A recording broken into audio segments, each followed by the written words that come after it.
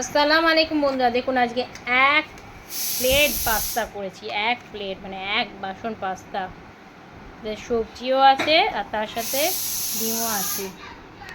কে কে খাবে চট জলদি আমার বাড়ি চলে এসো, সবাই মিলে খাবো। আজকে এক প্লেট পাস্তা বানিয়েছি।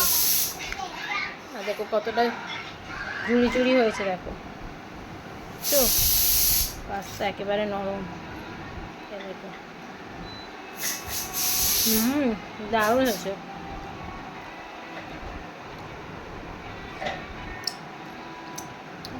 একটু নুন কম কম লাগছে, মা একটু নুনটা নিয়ে এসো তো। হালকা একটু নুন ছড়িয়ে দিই, একটু নুন কম হয়েছে। পাস্তাটা সেদ্ধ করার সময় আমি নুনটা দিতে ভুলে গিয়েছিলাম, তাই জন্য একটু নুনটা কম কম লাগছে। তো আমরা খাবারটা খাই, আবার পরের ব্লগে কথা হবে।